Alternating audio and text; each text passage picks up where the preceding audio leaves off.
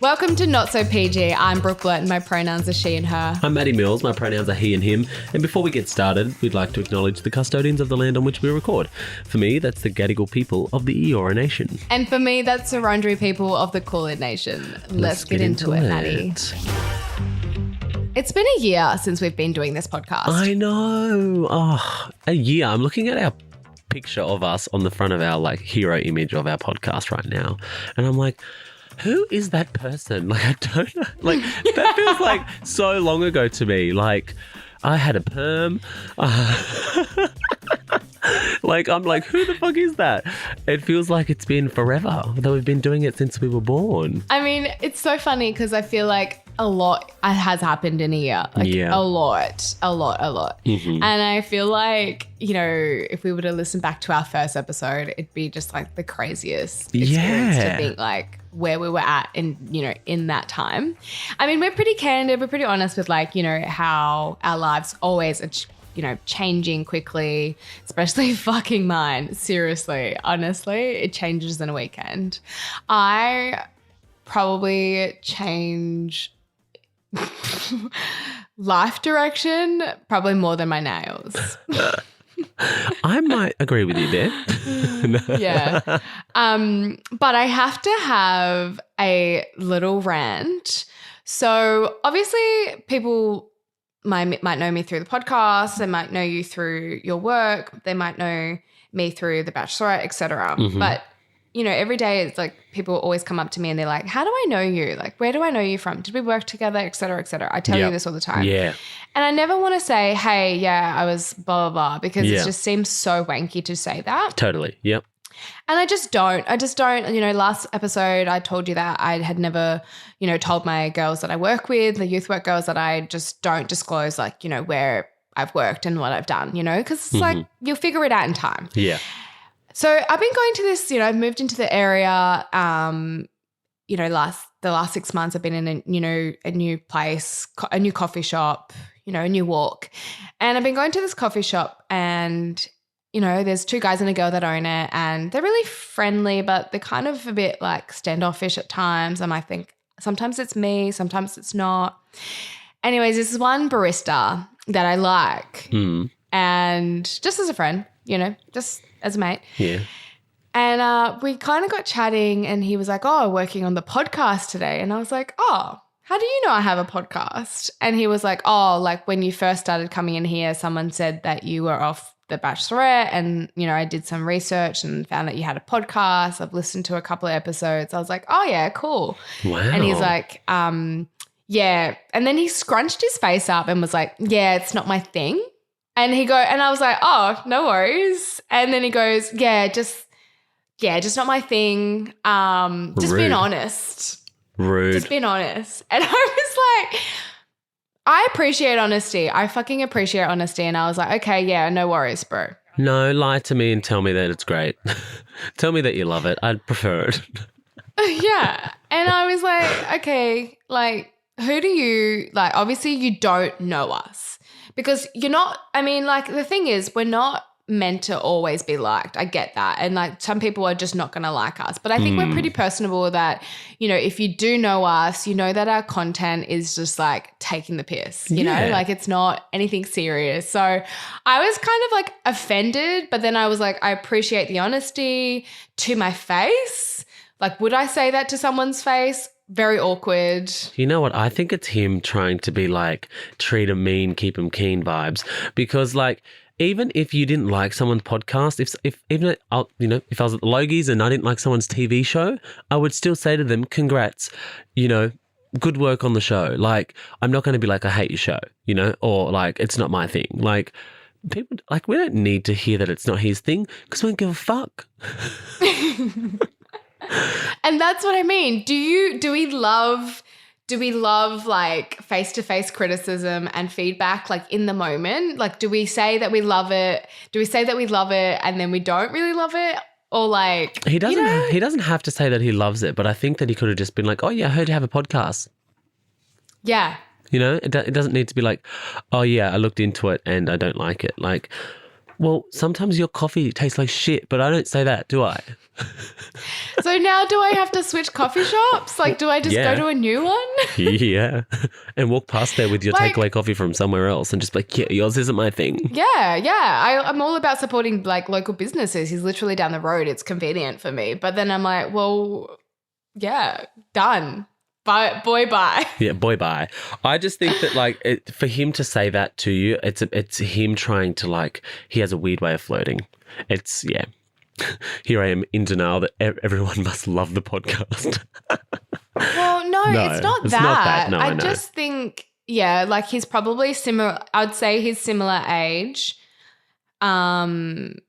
You know, he was obviously curious to know who I was. The episode that he listened to was the title, I'd Rather a Cow Shit in My Mouth. Oh, okay. I actually see his point. No. But they're all clickbait titles. Yeah. thanks to our producer over here. Yeah. Thanks, Chae. What about the one where it was like spending time with Lizzo? It's like anyone who read that so thought that we were like backstage with Lizzo. I'm like, yes, smart move there. Smart move. Yeah, I saw that. Anyways, all right. Well, new cafe, new barista bay. New barista bay. I find it so fascinating that when you do go to your like coffee shops that you connect with the baristas and you talk to them. Like I've been going to the coffee shops near my place since I've lived there, and I couldn't tell you the barista's name. Couldn't tell you like, how do you just connect with them? Do you just have yarns? So this is also, I guess, because at the moment I'm reading a book called Attachment, and I'm really learning that, and I'm not like. It's not a crazy gal thing to be attached to coffee shop people. It's just like learning your sort of attachment style, and it's like, you know, looking internally. And so I've been, obviously a couple of episodes ago, I was having a hard time with some stuff and I've been trying to deal with it. I think because, you know, when someone breaks up with you and you know, you face that rejection, it can make you feel very like insecure. And I think it's really it's sort of unraveled a lot of things for me and definitely made me feel very insecure. And I'm not a very insecure person. I would say that I'm actually a secure person in my attachment style, even though I didn't grow up with, you know, a loving environment the entirety of my childhood. You know what I mean? So, you know, I'm learning to sort of unpack this, and I love connecting with people. Like it's something that I love and hate at the same time. So, you know, and it depends if I'm in a place to be open. Like my Uber drivers and my coffee shop people, like I just think they're my people, you know, like I've had some really great chats with some Uber drivers recently, and I get to know my baristas. Then they, you know, eventually there's some benefits. They give you free coffees, or like they, you know, shout your next feed. Like, and that's just, I guess. I should start being nice to the baristas. Well, I think that's just like on being personable. Yeah. But being personable is also very hard work. Yeah, I'm a bit of like a, I don't know. I think that in those moments, I'm silent. It helps like, being pretty. But I suppose if the barista was hot, I think I would flirt with them. I'm such a shallow bitch. I haven't flirted with my baristas because they haven't really been my type of, like of age, I guess. Like they've been much older. This is the first time in this coffee shop where the owners are young-ish, which I think is, you know, it's great in their own right. They're pretty young blokes and girls, sorry. But at the same time, I'm like, I don't mix business and pleasure. Like coffee is business to me. Do I mix business and pleasure? Probably. Yeah. I think Have you ever fucked a colleague? Colleague. No, I haven't. Wait. No. A cast member? Is that a colleague? A colleague, yeah. Okay, that's a colleague, yeah. No, I don't think I've slept with a colleague. Have you? Hello? Yeah, I think I have. I was like, where did she go? But yeah, no, speaking of sleeping with people, I'm having really great sex at the moment. Where's this conversation going? I have no idea. But do you remember how I was saying that now I'm bottom? Yes. I think, you know what? I've truly flipped the coin. I love this for you. So do I. I'm like, I really do. It's good. yeah, it is great. And yeah, but I also just am like, you know what? Us tops, we need to appreciate bottoms more. Those bottoms are putting in the work. Hard work. So shout out to all the bottoms out there. So I caught up with my ex recently, and so I didn't mean to. It kind of just happened in some degree. But before catching up with him, I was talking to a girlfriend, and I feel like when I caught up with him, I was definitely over him. Like I just looked at him and I was like, you've actually given me the ick now. Like it's done. And I was actually so proud of myself though, because Did he stay over? he did, and I got what I wanted and he left. Thanks. Like see you next. Oh my gosh. You're like, But- you're like, you gave me the ick, but I'm still going to have sex with you. So is this an ick list or a dick list? I should write a dick list. I really should. No, we don't do body count. No. Yuck. But if you write, I really encourage, if you want to get over an ex, to write an ick list, because I think get really petty with it. Like get really petty with it. Like. But you know what? You're writing your ick list and you're still getting with the ex. Girl, it ain't working. No, because this is it. I'm done. Are you sure? Come on. No, I swear. I promise you. I promise you. Well, what is the ick Like- list? Can you tell us the ick list? Okay. Are you ready? I'm ready. It's pretty savage, and I think if he like listens to this episode, I'm like, good.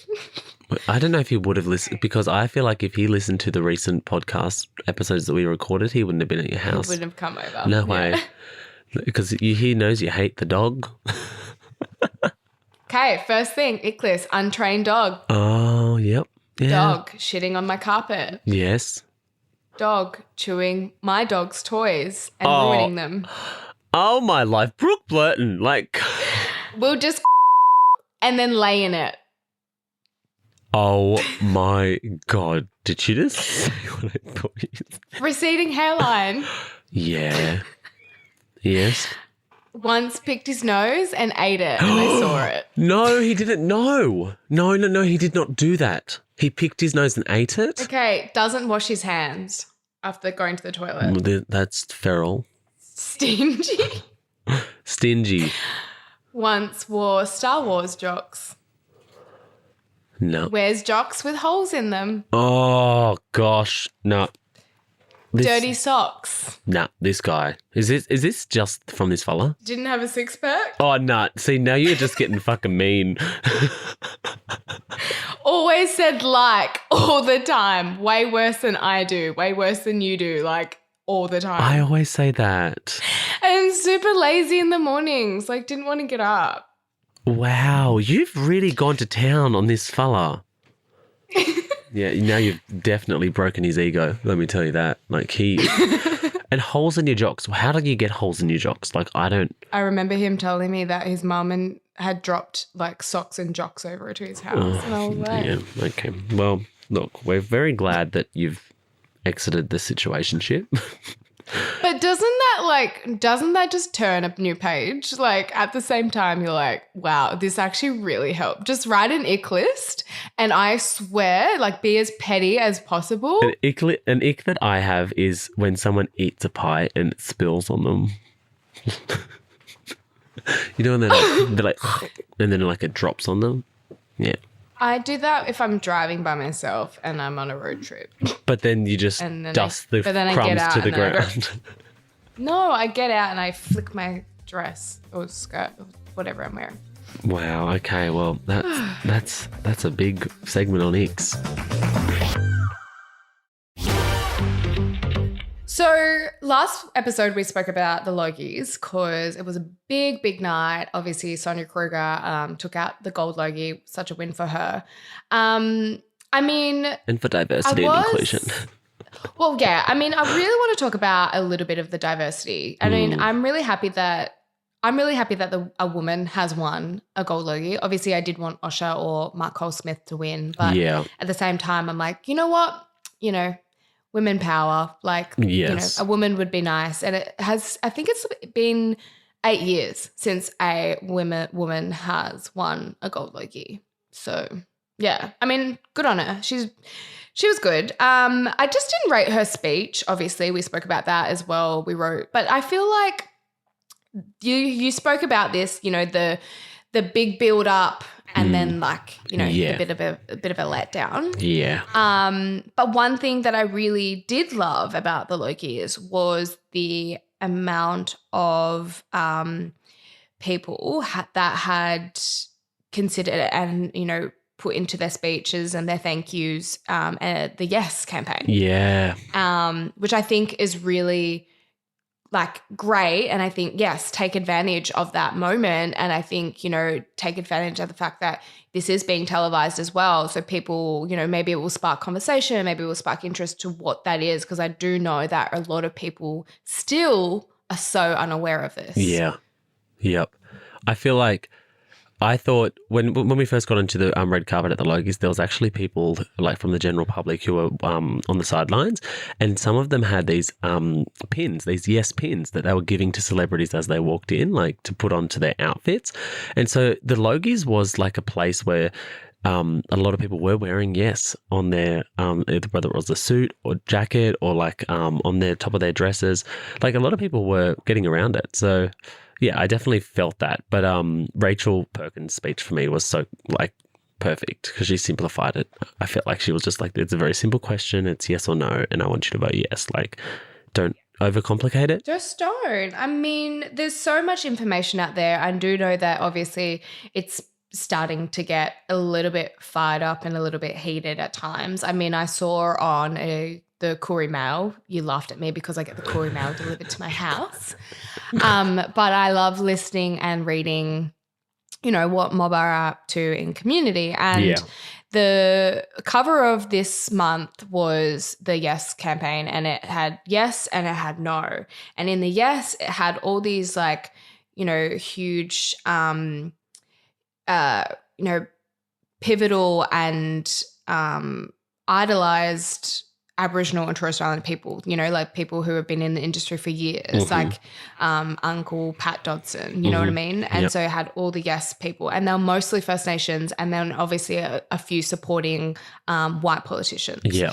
And then the no vote was like Jacinta obviously doesn't support it. But most of the no vote were all white politicians, probably all Liberals as well. So it goes to show, you know, and that just that contrast of who's supporting the vote and who's not. And like, I guess, you know, the encouragement, where is it coming? I mean, sorry, the contrast of who's pushing the no vote, you know, more. And obviously I feel like Peter Dutton was the first to kind of start, you know, this whole no campaign vote. Well, big Pauline Hanson, she was up the front with him. Yeah, well, that's what I mean. And if you look at historically, you know, these people and like what they've said in the media in the last couple of years, which has all been very controversial at times and very racist. Just because they've got their dream time. Well, that's what I mean. Like, are people really listening to these people? Like, and I guess like, you know, I want to talk about the yes campaign more than the no campaign, because I don't even want to give the no campaign any attention because that's what they want. They want us to, you know, divide. They want to see the divide. They create these like media negative divides. And I just think like also what's happened to all the people that, you know, really, you know, do advocate and are big voices that, you know, were pushing the vaccinations. Like, where is your support in this? Like, why are they not speaking up? Yeah, I don't know. Because it's a tricky place to be. I feel like I've got a really good insight into the yes and no side of the campaign because of my position in the media. Like, I literally have been reading the news for NITV every day, and there's always a balanced view on the network, so both sides are heard. And I think the conversation is important, but at the moment, it definitely feels like there's a sway towards the no campaign. And because those agitators and those people who are on the no side of this vote, they're very loud, and a lot of their views to me seem extreme, but I don't think there is as many people supporting their views as it sounds. I just think that they're loud. They're being very loud, and but the scary thing though is that I feel like there's been a bit of not a brainwashing, but like convincing that to vote yes is a racist thing. And that, like, it lacks self-determination for First Nations people. And it's like, that view is like, I feel like what is dragging people across to the no side. That if you vote yes, that it is racist. And I'm like, I don't know how these people got this so mucked up. You know, like how are they convincing themselves that it's racist to vote yes? I'm like... It's probably more on the other side, to be fair. Well, you would think so. You would think, yes. And I mean, I have also looked at what, you know, the no voters are campaigning. And I don't think that they're really understanding the bigger picture of the yes campaign. Like, I really think that they're just thinking, like, they don't think that it's enough. And I get that. Like, but the thing is, like, it's bigger picture stuff. Like, this is just the start. And I can continuously always not argue, but like, you know, advocate for people to do their own research, but to understand like the history. Like, there was a referendum in 1967 that only allowed Aboriginal and Torres Strait Islander people to receive rights. Yeah. That wasn't that long ago, people. So we are still fighting and still pushing. This is another referendum for that push and that fight. So I'm like, why would you want to go against that? Like, people, you know, my nan was only 27, I'm 28, and I keep saying to these people, my nana was only received rights at my age currently, basically. Like, that, for me, that's not a country that we should be living in. Like, yes, you know, so much stuff has happened, but like, so much stuff isn't happening for Aboriginal and Torres Strait Islander people. So this is our way of receiving our voice, receiving our rights, and so... And having that own agency of our own lives and self-determination. I mean, I'm always going to push the yes vote. I don't give a shit. I know that there are so many different views. There's a yes, like there's a yes and a no, but there's also I feel like, yeah. There's three sort of votes, I guess, and that's what I've been listening to a lot about my sister girl Nessa, because Nessa's you know, she's not really supportive, even though she's a huge advocate and lawyer, Aboriginal lawyer. She, you know, she doesn't support the national campaign, and I get her point of view, but at the same time, she's a person that's like, well, no, we need more. So she wants more. She wants more than this referendum. So do you know I. What I mean? But we all do. But like, I feel like this is the step in the right direction. And to be totally honest, I don't think this yes campaign is going to change my life as a First Nations person in my position much at all. What I think it will do, it will change the lives of people in communities where the disadvantage is real and felt like firsthand. Personally, I don't think it's going to change my life really that much, but it might change someone in the community, like, you know, rural or remote communities' life.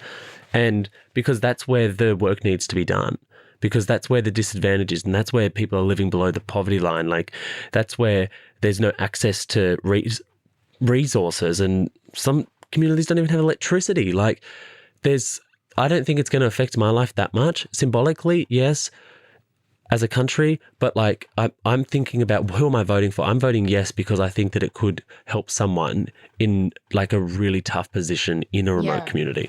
Like, But really. the thing is, like, look at historically who has made decisions on behalf of Aboriginal and Torres Strait Islander people. It has all been mostly men, white, and they're not First Nations people. Yeah. And if you have no connection with being First Nations, you have no understanding of our, our ways, how we live, how we learn, how we do things, our systems, our cultural protocol, then you're not going to be the best suited to make a decision on behalf of us. And that's what's happened over, the many years of being colonized, is that these are the people that have made decisions on behalf of us. And I feel like they've not, like, the stolen generation existed. Look at the Bringing Them Home report. Like, these are actual proven documents that have said, we have done you wrong. Like, this is actually fucked up. Yeah. So the referendum is just like, it doesn't make the wrongs right. It's giving us the voice to actually make decisions and have agency over our own people. Well, and I think that is a very positive, it could definitely, I think, whether this has any impact on my life moving forward as a professional and in my career or personal, I think it's really powerful for mob to have their own voice. Yeah. And I think that's I mean, everyone has a different connection to it, and I feel like everyone will have a different view to the voice.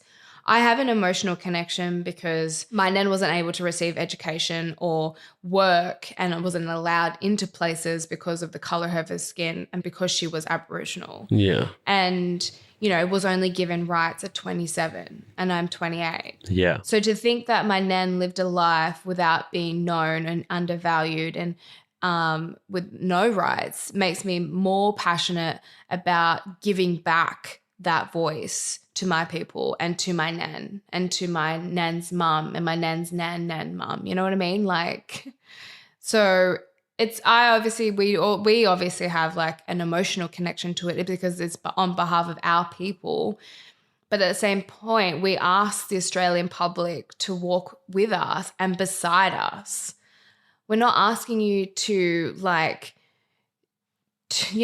asking you to simply say yes. Like, it's not that fucking hard. Yeah. Well, the good thing is that no matter where this vote lands, one of the good things is that we will know as a nation where we currently sit with the idea of what First Nations culture and community means to this country. And hopefully, if we get a yes, it shows that we are moving forward, because it really is like a step forward if we get a yes. If we get a no, symbolically, there's a lot of more work to do. A lot more work to be done. And a lot more work to do. And I think, yes, it doesn't make you a racist by voting no. It doesn't make you a racist by voting yes. Just know that. Do your own research. Like, look into it as much as you can. And just understand that, this referendum might mean more to other people than it might mean to you, but doesn't matter. It doesn't mean that you can't have, a say or a voice in it as well. Well, you have to have a say because you got to go and vote. You don't get a choice. You got to go and put that yes or no down and make sure you understand what you're voting for. I asked, if you're not Aboriginal and Torres, if you're not Aboriginal or Torres Strait Islander, and you listen to us and you listen to our podcast, and you don't know, what you haven't, you're seeking information, you're trying to understand it, you're trying to, better understand, what your position is in this. I think that's where I would encourage, you to speak with Aboriginal and Torres Strait Islander people, go and spend some time with them, and I think ask questions.